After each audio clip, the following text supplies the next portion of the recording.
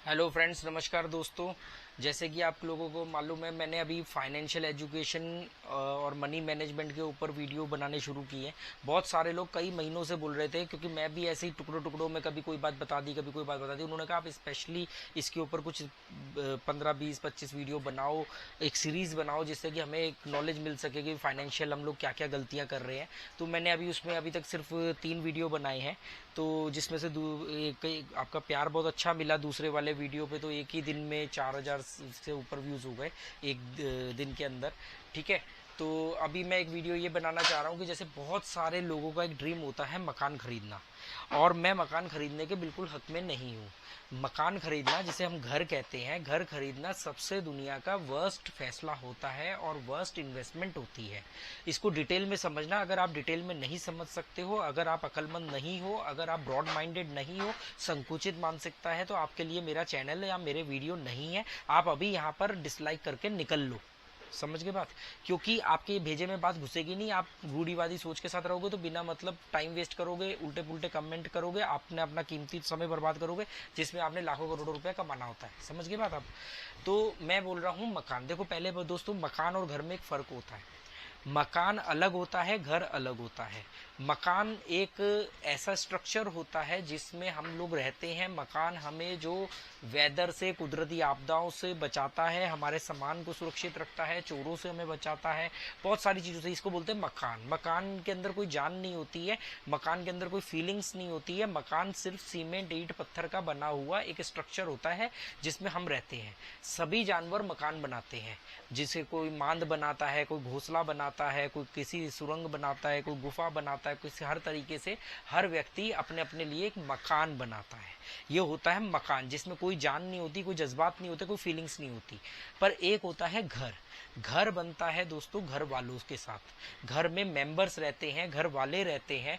घर के अंदर फीलिंग्स होती है, जज्बात होती है। घर का ईंट, सीमेंट, पत्थर से कोई लेना देना नहीं है। घर किसी भी उस जगह को कहा जा सकता है जहां पर आपके परिवार के सदस्य, जिनकी आपको चिंता है, जिनके होने ना होने से आपको फर्क पड़ता है, वो लोग एक जगह पर समूह बना के रहेंगे, उसको घर बोलेंगे। वो घर कोई टीन का टप्पड़ भी हो सकता है, कोई शेड भी हो सकती है, कोई तंबू भी हो सकता है, कोई झोपड़ी भी हो सकती है।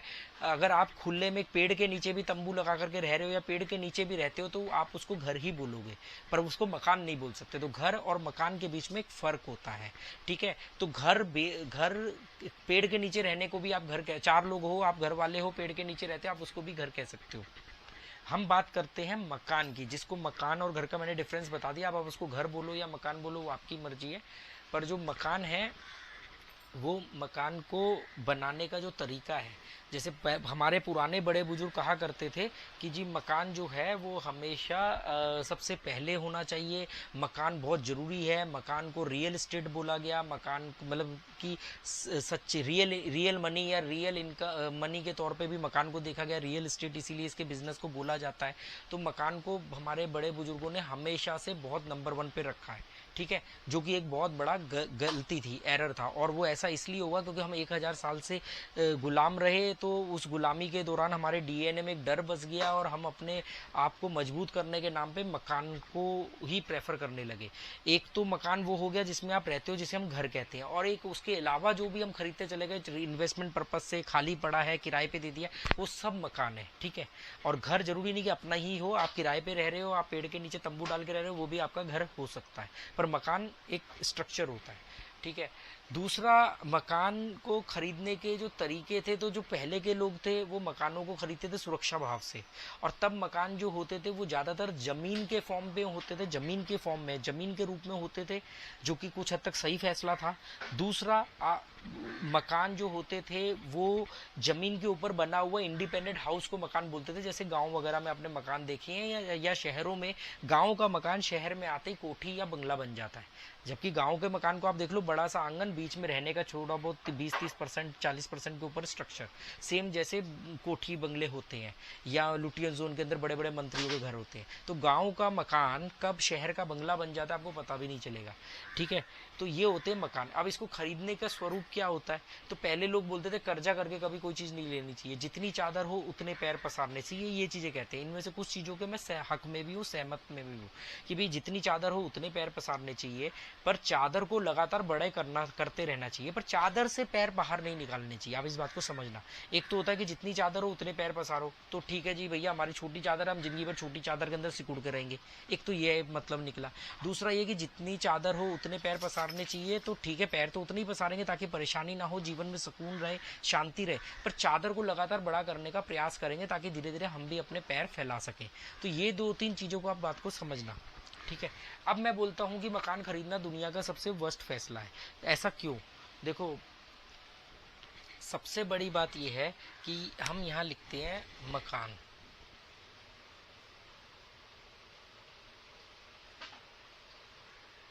हाउस, मकान या घर। अब आप ये समझे, देखो मैंने हाउस इंग्लिश में लिख दिया है, हाउस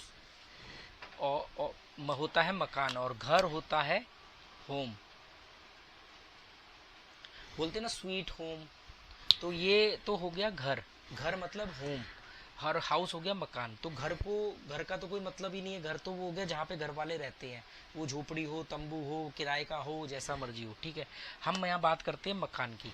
तो सबसे पहले हम आज के सिनेरियो को समझते हैं कि लोग मकान बनाने में पीछे लगे रहते हैं या घर बनाने में। लोग मकान बनाने के पीछे पड़े रहते हैं और मकान बनाने के चक्कर में घर उजाड़ देते हैं। घर में कलेश हो रहे हैं, घर में कलह हो रहे हैं। कलह झगड़े घर के अंदर होते हैं, मकान के अंदर होते हैं? घर के अंदर होते हैं। मकान के अंदर कोई झगड़ा नहीं होता, क्योंकि मकान तो एक स्ट्रक्चर है। मकान एक डेड मकान खाली भी हो सकता है, पर घर कभी खाली नहीं होता, ठीक है। घर के अंदर घर वाले रहते हैं जहाँ कलेश होते हैं। तो लोग मकान बनाने के चक्कर में अपने घर की शांति भंग कर देते हैं, मकान बनाने के चक्कर में अपने घर को उजाड़ देते हैं, ठीक है। और इसलिए मैं बार बार घर को मैंने साथ में इसीलिए लिखा है ताकि घर और मकान के डिफरेंस को आप लगातार समझ सको। दोस्तों, आपको घर बनाने पे फोकस करना चाहिए। घर घर वालों से बनता है, उनकी भावनाओं से बनता है, उनके जज्बात से बनता है, उनकी फीलिंग्स से बनता है। मकान नहीं बनता मकान, ठीक है। अब आते हैं मकान की फॉर्म क्या होती है, कितनी तरह के मकान होते हैं, किस किस तरह के मकान होते हैं। तो सबसे पहले होते हैं मकान जैसे फ्लैट, फ्लैट,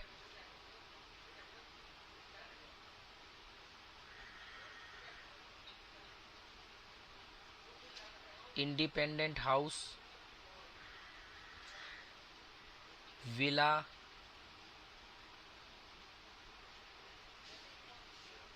बंगलो, और क्या होता है पेंट हाउस,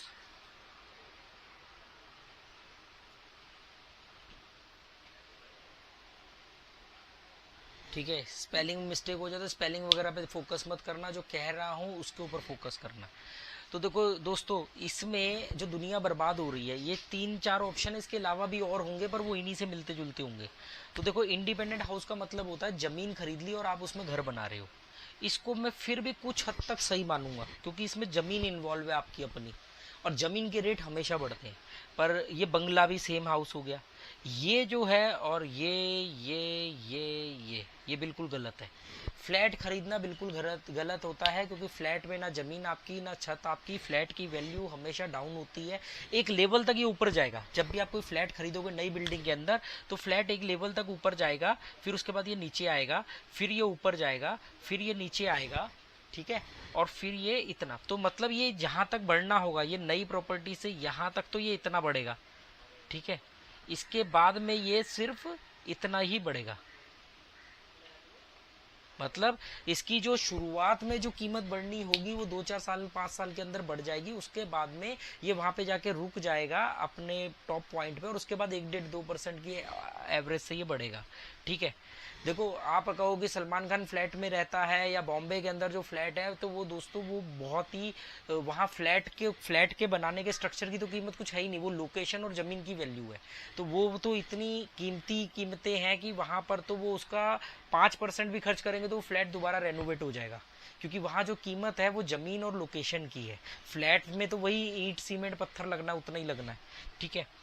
फ्लैट मत खरीदना, ये बात समझ लेना, जमीन खरीद के मकान बना लेना। अब मैं तो मकान के भी हक में नहीं हूँ, क्योंकि मैं बोल रहा हूँ कि ये आपके अंदर एक बंदिश लेकर के आता है। पर अभी हमारा वो मकसद नहीं है कि घर क्यों नुकसान है, हमारा मकसद है फाइनेंशियल। तो फाइनेंशियल आपको कैसे लॉस देता है, तो देखो फ्लैट, अब हम इन तीन को हटा देते हैं, ठीक है। सबसे ज़्यादा इंडिया में इस समय अफोर्डेबल हाउस, फ्लैट और इनके बड़े बड़े बिल्डरों के सुपरटेक और पता नहीं वो कौन सा जनारा और कौन कौन से जो बड़े बड़े बिल्डर हैं, उन लोगों के सब पूरा हिंदुस्तान में फ्लैट कॉन्सेप्ट आ गया। तो फ्लैट के मैं हक में नहीं हूँ। उसका कारण सबसे बड़ा क्या है, मैंने बताया कि फ्लैट में एक तो आप कबूतर खाने की तरह रहोगे, ना जमीन आपकी ना छत आपकी, ठीक है। दूसरा, फ्लैट को खरीदने के लिए, फ्लैट कीमती बहुत होते हैं। ये क्या करते हैं, ये फ्लैट को लग्जरी और ये सब बनाने के नाम पे आपका इंटीरियर में पैसा खर्च करते हैं, और आपको इम्प्रेस करके और शाहरुख खान या धोनी से ऐड करवा करके, आम्रपाली वगैरह की जैसे धोनी ऐड करता था, और आपको प्रभावित करके आपको वो फ्लैट करोड़ों रुपए में बेच देते हैं और आप इंटीरियर में खुश होते हो। जबकि अगर आप ठंडे दिमाग से सोचो तो वो जो इंटीरियर है वो 5 लाख 10 लाख रुपए के अंदर, 20 लाख रुपए के अंदर इंटीरियर आ जाता है, जिसमें आप कई करोड़ रुपए का तो फ्लैट खरीद रहे हो इंटीरियर से प्रभावित होकर के। दूसरा सबसे बड़ा पंगा क्या है कि फ्लैट खरीदने में एक नुकसान क्या है कि एक लेवल के बाद में इसकी कीमत घटना शुरू होती है जैसे जैसे बिल्डिंग पुरानी होती है। क्यों, कैसे पुरानी, एक तो पुरानी मेंटेनेंस के नजरिए से हो गया, चलो फिर भी हम मान लेते हैं सोसाइटी वगैरह में मेंटेनेंस मिल बांट के हो जाती है। 99 साल तक तो इंडिया के अंदर बिल्डर ही में उसकी स्ट्रक्चर की जिम्मेदारी लेता है, ठीक है। पर एक और पंगा है, मान लो ये मेन शहर है, ये मेन शहर है, ठीक है। अब शहर के अंदर फ्लैट बनाओगे तो बहुत महंगा मिलेगा, तो क्या होता है, अब शहर फैल रहे हैं, तो ये शहर के बाहर फ्लैट बनने शुरू हो गए। आपने यहाँ पर फ्लैट खरीद लिया, नोएडा में, गाजियाबाद में, गुड़गांव में खरीद लिया, ठीक है, और आप अपने आप में बड़े खुश हो गए। अब क्या हुआ, थोड़े टाइम बाद मेट्रो यहाँ तक आ गई, यहाँ तक मेट्रो आ गई, अब बिल्डर पहुंच गए यहाँ पर, अब यहाँ पर फ्लैट सस्ते बिक रहे हैं। अब क्या होगा कि आपके फ्लैट की वैल्यू इसलिए डाउन हो जाएगी क्योंकि अब ये जो लोग हैं, ये फ्लैट महंगा है, यहाँ पे सेम फ्लैट मिल रहा है, तो ये यहाँ से यहाँ तक आ जाएंगे, मेट्रो भी आ गई, कनेक्टिविटी भी आ गई, गाड़ी बाइक सबके पास होती ही है, तो ये लोग यहाँ तक आ जाएंगे। दूसरा, अब क्या होता है, आजकल एक कॉन्सेप्ट और चल रहा है, वर्क फ्रॉम होम, या जहाँ पर फ्लैट है उसी के आसपास कोई ना कोई ऑफिस बना लेते हैं, कमर्शियल कॉम्प्लेक्स आ जाते हैं। तो धीरे धीरे फ्लैट मतलब आपके जिस लोकेशन पे आपने खरीदा है, आपकी हर लोकेशन के जहाँ पे भी आपकी सोसाइटी है उसके ठीक 10 किलोमीटर नई सोसाइटी बन जाएगी, वही बिल्डर बना देगा, फिर उस लोग वहां चले जाएंगे, फिर और पीछे चले जाएंगे, ऐसे करके वैल्यू डाउन हो जाएगी, ठीक है। आने वाले दिनों में लोग समझदार हो रहे हैं बहुत तेजी से, तो लोगों को शोर शराबे से दूर रहने की कोशिश करेंगे। मैंने भी जब अपना फ्लैट वैशाली में लिया था आज से 15 साल पहले, तो वहां पर एक जंगल के अंदर एक सुकून वाली जगह पे लिया था, आज वहां पर रोड पार करना मुश्किल हो गया, ठीक है।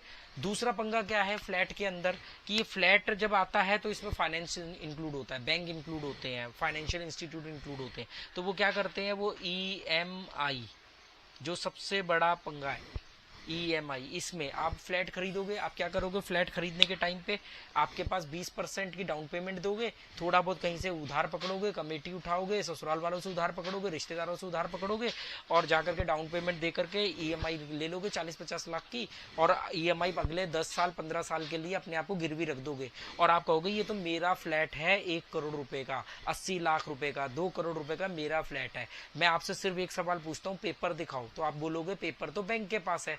मैं बोलूंगा फिर आपका कैसे हुआ, नहीं नहीं वो तो मेरा है ना, वो तो मैं ईएमआई दे ही दूंगा। आप कैसे 15 साल की भविष्यवाणी कर सकते हो कि 15 साल तक मेरी नौकरी नहीं जाएगी, 15 साल के अंदर मेरा एक्सीडेंट नहीं होगा,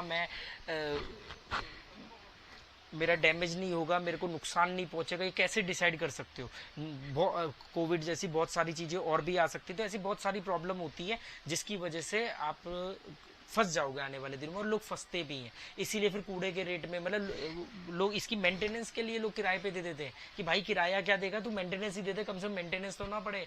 बहुत सारे घर ऐसे खाली पड़े हुए बड़ी बड़ी सोसाइटियों में, लोगों ने आने वाले दिनों में पिछले कुछ सालों में इन्वेस्टमेंट के पर्पज से ले लिए थे, ठीक है।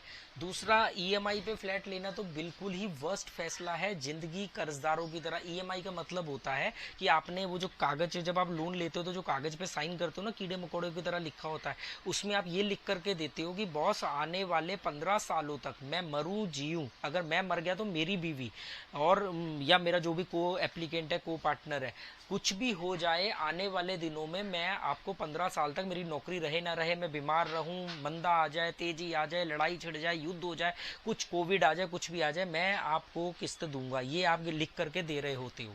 और आप कहते हो ना कि मेरा घर 3 EMI मत देना, 3 EMI नहीं देने पे बैंक आपको उठा करके कूड़े की तरह बाहर फेंक देगा, समझे आप। तो फ्लैट लेना सबसे वर्स्ट फैसला है, फ्लैट की वैल्यू नहीं बढ़ती है। जमीन खरीदना फिर भी एक हद तक सही फैसला है, तो घर खरीदना हमेशा हिंदुस्तान में घाटे का सौदा है। एक और नुकसान की तरफ मैं आपका ध्यान एकत्रित करता हूं कि मान लो जो लोग दिल्ली में का मैं रहने वाला हूं, तो मैं एक एग्जांपल दिल्ली के तौर पे लेता हूं कि दिल्ली के चारों तरफ जो है वो NCR का इलाका बोलते हैं। मान लो कोई व्यक्ति गाजियाबाद में रहता है और गाजियाबाद में ही जॉब करता है, या दिल्ली के आसपास ही कहीं गाजियाबाद के आसपास वाली दिल्ली में जॉब करता है, या नोएडा में रहता है, नोएडा में जॉब करता है। अब उसकी नौकरी वहां से उसने चेंज कर ली और उसने नौकरी चेंज करके वो गुड़गांव चले गया। अब अगर उसका घर किराए का होगा तो वो क्या करेगा, उसको खाली करेगा और चले जाएगा। जैसे कि मैं दोस्तों 1.5 साल तक बादिम में रहा था। अब मेरे बच्चों का कीर्ति में एडमिशन हो गया तो मैं यहाँ आ गया और मेरे घर से वॉकिंग डिस्टेंस पे स्कूल है। अब मान लो कल को मेरे बच्चों कहीं और एडमिशन ले लेते हैं, या मुझे उनकी पढ़ाई कंप्लीट हो जाती है, या अब हम छोड़ के कहीं भी हमारा मन करता है कि चलो अब आरंबोल के पास रहें, तो मैं इसको खाली करूंगा, आरंबोल के पास रह लूंगा। मेरा मन करेगा साउथ गोवा में जाने का, मैं साउथ गोवा में जाऊंगा, बच्चों को एडमिशन कराऊंगा और साउथ गोवा में रहने चले जाऊंगा। तो ये इस तरीके से मेरे पास एक फ्रीडम, लोकेशन फ्रीडम बोलते हैं इसको, लोकेशन की फ्रीडम आपके पास नहीं होगी। अगर आपका घर अपना होगा तो आप कभी भी किराए पे नहीं उसको दे पाओगे, ये और खुद किराए पे नहीं रह पाओगे। इसके लिए बड़ी हिम्मत चाहिए होती है। जैसे मैंने अपने ही बगल वाले घर में किराए पे रहा था और अपने ही घर को किराए पे दे दिया था। ये इसलिए किया था मैंने क्योंकि एक अटैचमेंट तोड़ सकूं। जो अटैचमेंट बन जाती है ना प्रॉपर्टी के साथ, निर्जीव वस्तुओं के लगाव, निर्जीव वस्तुओं से लगाव हो जाता है हम इंसानों को, तो उसको तोड़ना पड़ता है। तो दोस्तों जब आप किराए पे रहते हो तो आपके पास लोकेशन की फ्रीडम होती है। फिर आपके तनख्वाह 1 लाख से सीधा 5 लाख हो गई, आपने बहुत तरक्की कर ली। अब आपका मन करता है कि यार मैं तो सुंदर नगर के अंदर बंगला लेकर के या फ्रेंड्स कॉलोनी के अंदर बंगला लेकर के इंडिपेंडेंट कोठी लेकर के रहूंगा, तो आप कोठी लेकर के रह सकते हो, ठीक है। और मान लो अब आपकी 1 लाख से तनख्वाह 50,000 रह गई, किसी वजह से 50,000 तनख्वाह रह गई, तो आप किसी भी छोटे मोटे मकान में भी किराए पे शिफ्ट होकर अपना उस दौर को काट सकते हो। तो इस तरीके से आप उसको, आपके पास जो किराए पे रहने के जो एडवांटेजेस होते हैं उसमें लोकेशन फ्रीडम बहुत बड़ा रोल होता है। लोकेशन का फ्रीडम होता है आपके पास। दूसरे नंबर पे आपके पास एक पूरी आज़ादी होती है अपने क्लास को चेंज करने की, अपनी इनकम के हिसाब से। अपना घर लेकर के तो आप EMI भर रहे हो, फिर आप रिस्क नहीं ले सकते। आपको बॉस अगर आपको परेशान कर रहा है, आपकी नौकरी में आपको कोई दिक्कत है, आप नौकरी नहीं छोड़ पाओगे, EMI का क्या करूंगा मैं, है ना। EMI के प्रेशर में मतलब जिंदगी एक ही है, 170-80 साल जिंदा रहना, उसे 15 साल तो आप कम से कम अपनी EMI के नाम पे दे दोगे। उस 15 साल आप कोई रिस्क नहीं ले सकते, उस 15 साल बॉस को नहीं छोड़ सकते, जॉब नहीं छोड़ सकते, इस तरीके से आप फंसे रहोगे। तो ये बहुत सारे फैक्टर हैं आने वाले